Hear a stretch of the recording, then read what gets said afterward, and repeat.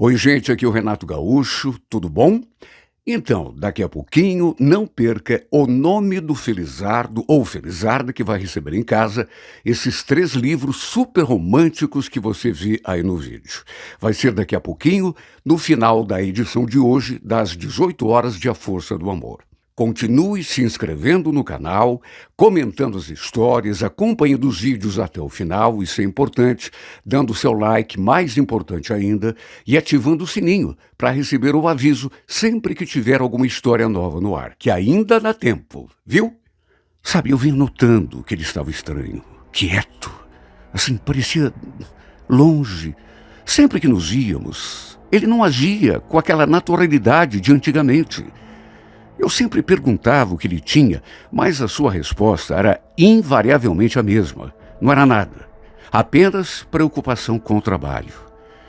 Até que um dia, ele acabou abrindo o jogo, de tanto eu insistir. Falou que tinha uma coisa chata para me contar. Uma coisa que já devia ter contado há mais tempo, mas estava criando coragem. Sabe, bastou isso para eu ligar o sinal de alerta. E quando perguntei o que era, quase caí dura com a sua resposta. Olha, chegou a me faltar o ar. Você está brincando comigo. Não pode ser verdade. E você me fala isso assim, com essa cara. Você me jurou que não tinha mais nada com essa mulher. E falei a verdade. Não tinha mesmo. Já faz um tempo que eu não tenho mais nada com ela. Só que...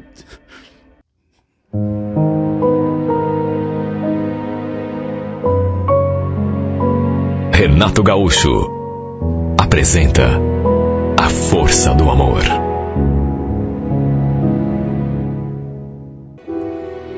Olha, eu acho que não podia haver história mais enrolada do que a nossa. Quando me envolvi com o Dirceu, eu não fazia a menor ideia de que ele fosse casado. Até porque ele naturalmente escondeu isso de mim. Ele era o tipo de homem que sabe como envolver uma mulher. Boa conversa, bonito, charmoso, se vestia bem, sem contar. E olha, isso é uma coisa que eu não resisto. Era cheiroso demais. Lembro que a gente se conheceu num baile. Aí ele me tirou para dançar. E de saída, adorei o seu perfume. Nos conhecemos nessa noite, mas não rolou nada entre a gente, apesar de ter ficado ali me cercando praticamente a noite toda. Não nego. Me interessei por ele desde o primeiro instante, mas pelo fato de estar ali com a minha irmã, não achei legal deixá-la sozinha para ficar com o Dirceu. A gente depois acabou se vendo outras vezes, ele sempre me rodeando, me tirando para dançar. Até que numa dessas vezes, acabamos ficando juntos. Eu já estava me sentindo toda derretida por ele. Principalmente quando ele me fazia elogios, sorrindo aquele sorriso mais lindo. Só que depois que nos beijamos pela primeira vez, me senti totalmente arrebatado. Repito, eu não sabia que o safado era casado. Ele escondeu. Naturalmente que não ia contar. Perguntei um monte de coisas sobre a vida dele, desde o começo. E quando perguntei se ele tinha alguém, ele falou que era separado. Quando soube que era mentira, aí já era tarde. Eu já estava envolvida mais do que imaginava. Irremediavelmente apaixonada. Mesmo assim, fiquei fula da vida com ele. Tivemos uma briga muito feia, porque eu não aceitei. Você mentiu pra mim e disse, desde o começo você só queria tirar uma casquinha, né? Claro que não, Isabel. Puxa vida, será que você não percebe que eu gosto de você de verdade? Gosta nada. Você é muito safado, viu? Mentiroso. Ele jurou que seu casamento estava na fase final. Processo de separação. E falou ainda aquilo que a gente tá careca de ouvir, né? Que só não tinha me contado antes por medo de me perder. E ainda me pediu, fazendo aquela cara de cachorro pidão, um voto de confiança. Prometeu que logo, logo daria um jeito na vida dele com aquela outra, pra gente poder ficar juntos de vez. Olha, se eu não estivesse tão apaixonada, envolvida até o pescoço, com toda certeza teria pulado fora dessa barca furada, naquele mesmo dia, quando descobri que ele tinha uma esposa. Na verdade, até tentei me afastar. Ficamos algumas semanas brigados, só que no fim, a saudade acabou falando mais alto. Um dia ele me procurou, dizendo que estava morrendo de saudade, e aí a gente acabou reatando. Fomos levando a nossa história do jeito que dava, né? Eu sempre esperando uma solução. Até que um dia, ele realmente me trouxe uma notícia boa. Na verdade, pensei até que fosse mentira. Aliás, até fiquei surpresa por tudo ter acontecido mais rápido do que eu pensava que pudesse acontecer. Porque, sinceramente, pensei que ele fosse ficar me enrolando por meses a fio, quem sabe até anos, como acontece em casos assim. Sabe, foi um dia feliz para mim, quando ele me fez aquela declaração. Eu até fiquei assim olhando para ele e me perguntando, será que ele está falando sério? Ele me contando que estava hospedado na casa de um amigo porque havia se separado da mulher. Aliás, ele só foi me contar onde estava depois que eu perguntei. Porque, na verdade, ele estava com uma cara assim tão amuada, tão triste. Ué, por que você está com essa cara, Dirceu? Aconteceu alguma coisa? Aconteceu, eu saí de casa. O quê? Você está falando sério? Repito, ele não parecia feliz. Pelo contrário. Pelo jeito, a briga com a ex-mulher tinha sido feia. Eu, no entanto, fiquei numa alegria que não tinha tamanho. Na minha cabeça, o que ia acontecer? Ele iria me assumir, me levar para conhecer sua família. Só que quando conversamos sobre isso, a resposta que ele me deu, olha, me deixou tão frustrada. Olha, eu acho melhor a gente esperar um pouco, viu, Isabel? Pensa bem, se eu te apresentar pro meu pessoal agora, todo mundo vai ficar pensando que a gente já estava junto antes de eu sair de casa. Você entende? Vai cair todo mundo de pau em cima de mim. Entender, eu até entendia. Só que, de qualquer modo, sem alternativa, o que eu podia fazer? Aceitei, né? Pelo menos agora, eu não precisava ficar dividindo o meu homem com mais ninguém. Mesmo assim, volta e meia, ele me dava aqueles perdidos. Deixava o celular desligado, não dava notícia, eu mandava mensagem e não respondia. Olha só, sei o ciúme que eu sentia desse homem. As coisas que passavam pela minha cabeça quando ele sumia e não dizia onde estava. Só de pensar que ele pudesse estar com outra mulher, ou até, quem sabe, voltado lá com esse, por que não? Eu já me virava pelo avesso. A verdade é que nunca tinha sofrido tanto por um homem quanto estava sofrendo por ele. Porque, sei lá, parecia que ele não me tratava como prioridade. A impressão que me passava é que ele fazia comigo aquilo que bem entendia. Porque, por estar apaixonada, sabia que eu sempre relevava. Já faziam 5 meses que ele tinha se separado, quando me deparei com aquela situação.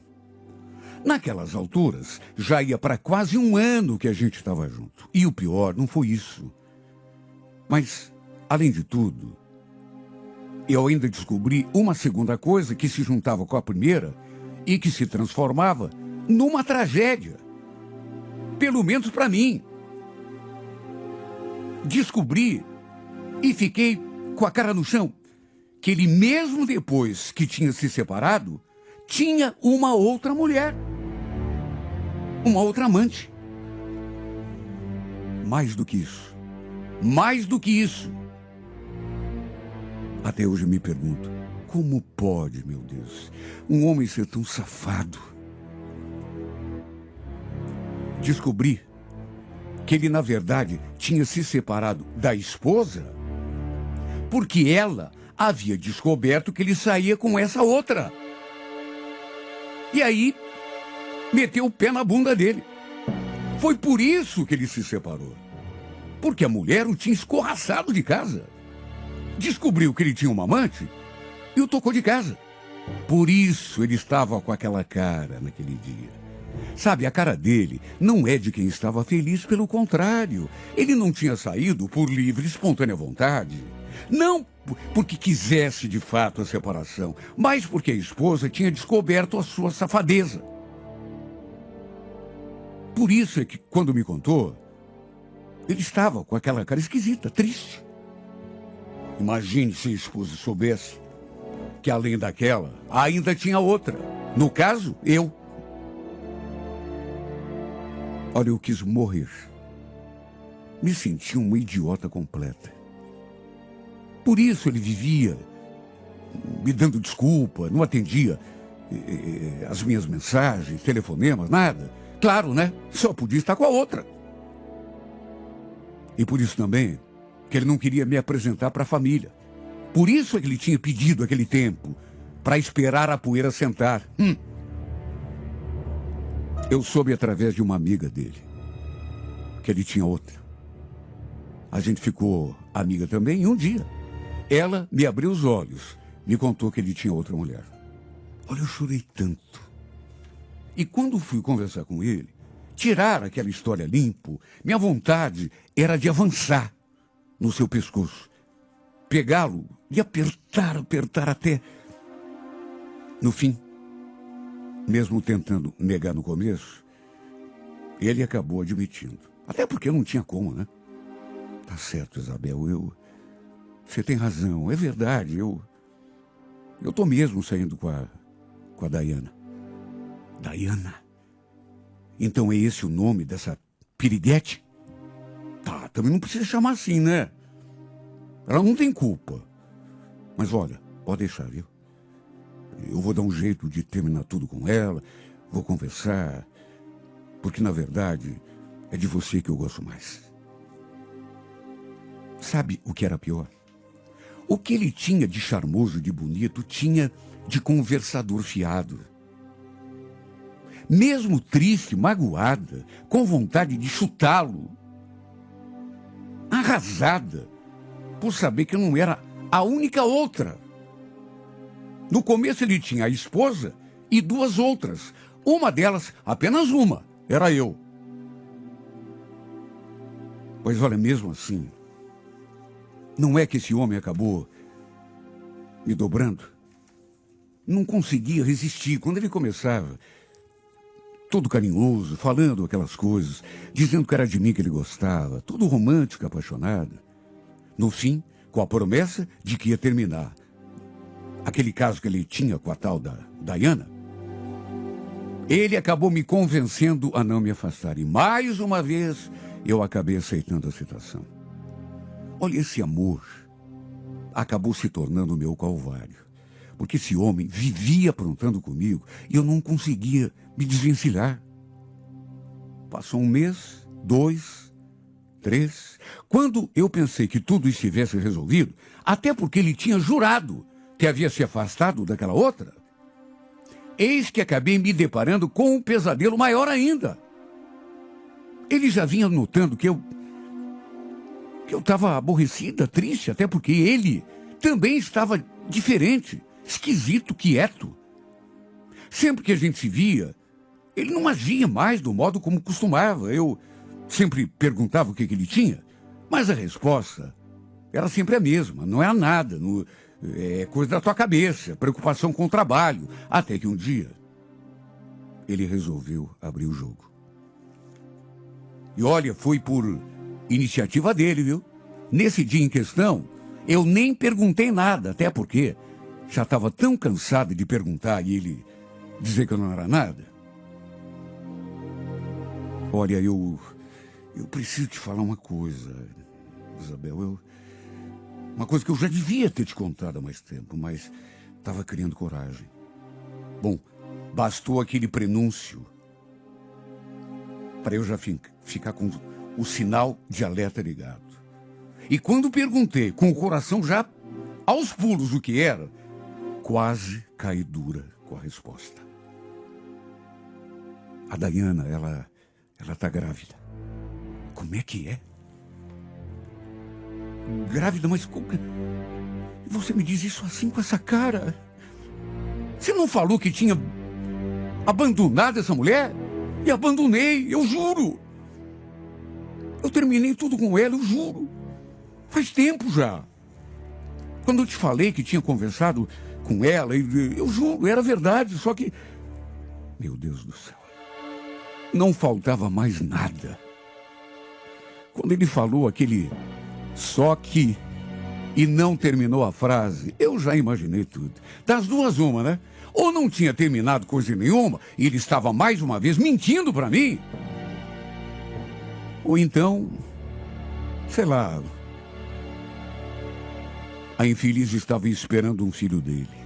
Nunca uma notícia havia tido um impacto tão grande em mim como essa. Principalmente porque ele falou assim na bucha, sem nem me preparar. Eu devia imaginar que ele não tinha sido sincero quando falou que tinha terminado com aquela outra. Parece que mentir e iludir era o seu passatempo preferido. Sim, porque foi isso que ele fez comigo desde que a gente se conheceu. Desde que me tirou para dançar naquele clube, naquela primeira vez. Mais uma vez eu chorei tanto, mas tanto. Tivemos a nossa pior briga. E mais uma vez eu decidi me afastar. E dessa vez ainda fui firme. Nunca mais me procure, disse eu. Você está me ouvindo? A partir de hoje, juro, você morreu para mim. Nunca mais me procure. Jurei a mim mesmo que dessa vez não tinha volta. Nunca mais o aceitarei de volta, mesmo que ele se humilhasse diante de mim. E sabe o que foi que aconteceu? Não consegui cumprir o juramento depois de alguns dias. Como já tinha acontecido outras vezes, ele me procurou, me falou um monte de palavras bonitas, me fez mais um monte de promessas, e eu não consegui resistir ao seu beijo, ao seu abraço. Acabamos, inclusive, fazendo amor. E reatando, naturalmente. Mais uma vez ele prometeu. Olha, não é esse filho que eu vou ter com a Dayana que vai separar a gente, viu, Isabel? Eu e você. Você sabe que é de você que eu gosto. É com você que eu quero ficar. Olha nos meus olhos. Será que você não percebe o amor que eu sinto? A Dayana está grávida. Tudo bem, eu vou assumir a responsabilidade. Mas é com você que eu quero ficar. Olha, eu sei que muita gente pode me chamar de tonta, mas duvido mulher que conseguisse resistir à lábia desse homem. Mais do que isso, eu já apaixonado, ele sabia que me tinha nas mãos. Eu simplesmente não existia, não conseguia. E mais uma vez acreditei, ou menti para mim mesma que acreditava. Até que meses depois, quando aquela mulher já tinha entrado no 7º mês da gravidez, eu acabei descobrindo uma coisa. Mais uma, né? Que ele vivia tentando esconder de mim. Já fazia tempo. O fato é que, quando eu soube, juro que eu pensei que ia morrer. Ele estava de casamento marcado com aquela infeliz. Juro por Deus que não era alucinação. Juro por Deus que não era mentira. Ele estava projetando um casamento com aquela mulher. Pelo fato de já ser casado na igreja, o casamento aconteceria num restaurante, mas teria a presença de um pastor para celebrar a missa, abençoar a união. Mais uma vez eu soube através daquela sua amiga, que tinha se tornado minha amiga também, mas que ficava com pena de mim e acabava abrindo a boca, me contando. Quando ela me falou, eu juro que não acreditei.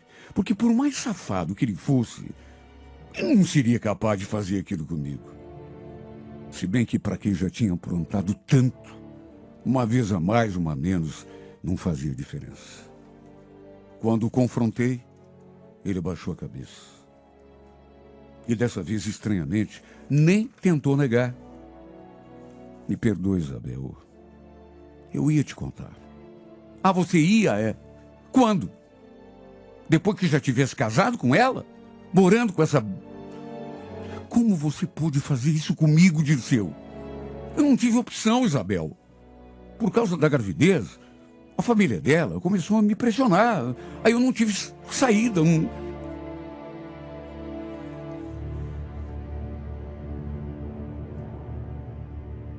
Cheguei a mandá-lo embora. E mais uma vez pedi que ele nunca mais me procurasse. E depois que ele saiu por aquela porta, adivinha o que eu fiz? Caí no choro, como sempre acontecia. Chorei tanto que devo ter ficado seca por dentro. Minha vontade era de tomar veneno, acabar com tudo, para ver se dava fim àquele tormento. Dessa vez, no entanto, consegui manter minha promessa e não me dobrei quando ele veio atrás de mim. Mas foi por um triz, porque a saudade, nessas alturas, já estava me fazendo recuar. Às vezes eu me pergunto, como que pode um amor machucar a gente tanto? Um sentimento tão bonito que, dependendo de quem a gente ama, nos faz sofrer tanto, sabe? Penar de um jeito que não dá para entender. Ele depois me procurou várias vezes, mas sempre eu o expulsei da minha frente. Só que eu o mandava embora, depois caía no choro. Chegava até a me arrepender, porque eu amava, sentia sua falta. Até que chegou a semana em que aconteceria o casamento. O famigerado casamento. Foram os piores dias da minha vida. Seria no sábado, à noite. E quanto mais se aproximava o dia, mais eu me torturava. No sábado, de manhã, por volta das 11 horas, acabei não suportando e liguei para ele. Ele atendeu, surpreso, com a minha ligação. Lembro que entre uma coisa e outra eu falei: tem como a gente se ver, Dirceu? Tô com tanta saudade de você. E o pior é que era verdade. Eu queria vê-lo. Na verdade, eu queria vê-lo nem que fosse a última vez. Ele, naturalmente, ficou todo feliz. Aceitou na hora. Mas disse que não podia demorar muito. Que ele tinha um monte de coisa para resolver na parte da tarde, já que o casamento seria por volta das 7h da noite. Marcamos o nosso encontro para 1h da tarde. Ele ficou de me pegar lá em casa para irmos ao motel, e foi nesse meio tempo que me veio uma ideia perversa na cabeça. Eu não ia entregar o meu homem de mão beijada, mas não ia mesmo. Aquele casamento só iria acontecer por cima do meu cadáver. Ou então do nosso, meu e dele. Juro. E passou pela cabeça levar veneno de rato e colocar na nossa bebida, para nós dois morrermos juntos. Meu Deus, como leva uma mulher desesperada a pensar? Eu estava com a cabeça tão perturbada, tão cheia de maus pensamentos. Só que, claro, como medrosa que eu sempre fui, no último instante não tive coragem. Em vez disso, resolvi apenas dar um remedinho para ele dormir, como se fosse um Boa Noite Cinderela. Na minha cabeça, se ele dormisse, acabaria perdendo a hora. Aí não ia aparecer no restaurante lá, no horário marcado. E desse modo, não teria casamento. Fomos ao motel, fizemos amor, tivemos a nossa despedida. E depois, enquanto ele tomava banho, preparei a bebida para que ele bebesse, despejando todo o remédio para dormir, que eu havia levado comigo dentro do copo.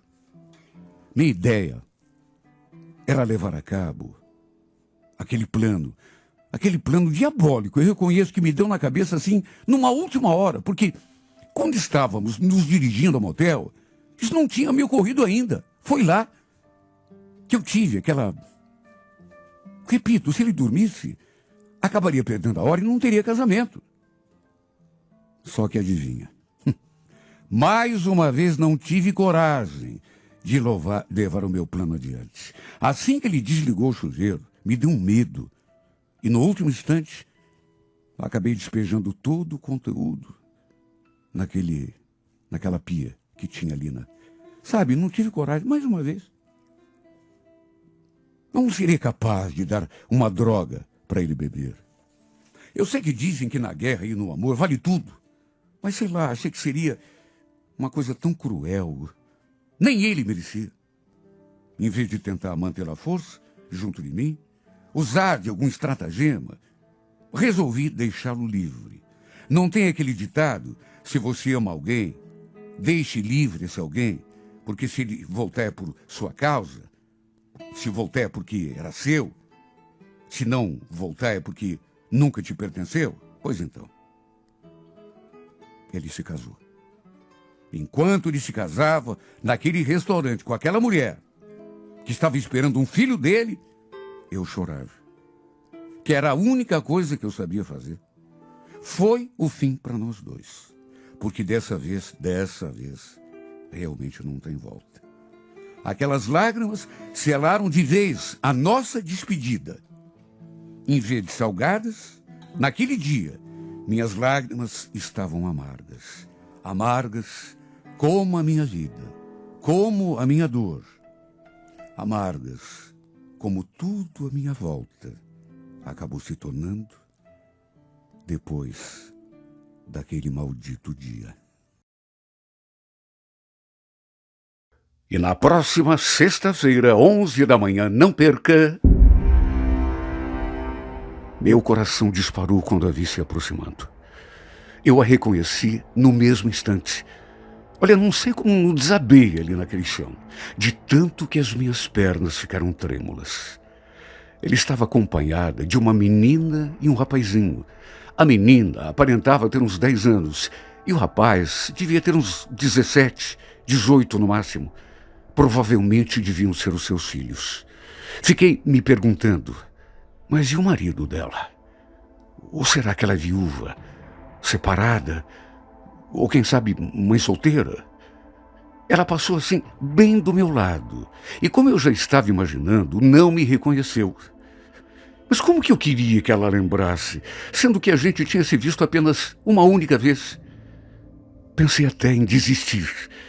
Afinal, o que uma mulher como ela iria querer comigo? Eu era um pobre diabo, praticamente um bandido, enquanto ela... Mas sabe quando tem uma coisa que te empurra, que te... Eu tinha planejado aquele encontro durante tanto tempo. Tinha sonhado com aquele instante tantas e tantas vezes. Não podia me acovardar. E foi pensando nisso, tomado de uma coragem que nem eu sei de onde tirei, que eu decidi... Eu estava preso. Isso já fazia quase um ano. Tinha sido condenado por roubo. Sempre fui uma pessoa boa.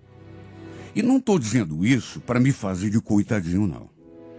Só que, infelizmente, acabei me envolvendo com as pessoas erradas e, no fim, como sempre acontece nesses casos, acabei me estrepando. Sempre trabalhei em oficina mecânica. Nunca consegui ser o dono da minha própria oficina, mas, sabe, não tinha do que reclamar. Por isso não entendo até hoje como pude me desviar do meu caminho. É para se ver o quanto a influência de pessoas erradas pode prejudicar a gente. Foi justamente ali na prisão, olha o que é o destino, que eu conheci a Tatiana. Eu a vi no dia da visita e logo imaginei que ela tivesse algum parente que também estivesse preso. Mas depois fiquei sabendo que, na verdade, não era nada disso. Ela fazia parte de uma igreja. Estava junto do pastor. Acho que estavam pregando, não sei direito. Só sei que ela acabou vindo conversar comigo. Minha família era de Irati. E era muito difícil eu receber alguma visita. Ela deve ter me visto ali quieto, no meu canto, e acabou se aproximando. Perguntou se eu queria um pedaço de pão com queijo e mortadela, ou uma fruta. Ela tinha, assim, umas maçãs. Eu aceitei. Aí ela ficou conversando comigo, me falando de Deus, naturalmente. Escutei tudo com muita atenção. Mas, na verdade, prestei menos atenção nas suas palavras, nos detalhes do seu rosto. Seu semblante parecia uma santa. Sua voz era tão bonita. Sabe aquela voz doce, delicada? Olha, essa mulher contrastava com aquele lugar. Até meu nome ela perguntou. Falei que era Sandro. Aí ela se apresentou como Tatiana. Disse que era missionária da igreja. Bom, isso ela não precisava nem falar, porque eu logo percebi. Pensei que fosse ficar só nisso, mas aí ela perguntou se eu não recebia visita de ninguém, porque tinha me visto ali sozinho, né? Enquanto praticamente os outros presos todos estavam recebendo visita, e eu confirmei. E ela então falou que os missionários da igreja, da qual ela fazia parte, se correspondiam com alguns detentos, e perguntou se eu queria que ela colocasse o meu nome naquela lista. O que eu aceitei prontamente, sem sequer pensar no assunto. Sabe, essa mulher, ela me chamou tanto a atenção. Não só pela sua beleza, mas pela delicadeza, pelo modo atencioso e doce como falava comigo. Quer dizer, comigo e com todo mundo, né? Eu estava tão desacostumado com aquilo. Sua imagem ficou gravada na minha retina. De um modo tão forte que eu nunca mais consegui esquecê-la. Para resumir, eu de fato recebi algumas cartinhas da igreja, mas sei lá, não posso dizer, pelo menos não com certeza, se foi a Tatiana quem escreveu ou se foi outra pessoa. Só sei que ficava muito emocionado quando recebi alguma coisa. Porque de qualquer maneira, eram palavras tão bonitas que transmitiam tanta força, tanta esperança. E quem está preso, olha, uma coisa eu digo, viu? Precisa mais disso do que de pão. Enfim, ainda fiquei naquele lugar horroroso por mais alguns meses. E por incrível que pareça, ainda lembrava do rostinho daquela mulher. Aliás, enquanto estive preso, eu jurei a mim mesmo que quando saísse, iria até aquela igreja para ver se conseguia vê-la de novo. Conversar com ela. Repito, eu não sabia se tinha sido com ela ou com outra pessoa da igreja que eu havia mantido contato por carta. Só sei que o seu rosto ficou gravado na minha lembrança. Não perca, é na próxima sexta-feira, 11 da manhã, na íntegra, a emocionante história de Sandro e Tatiana em mais uma edição de A Força do Amor.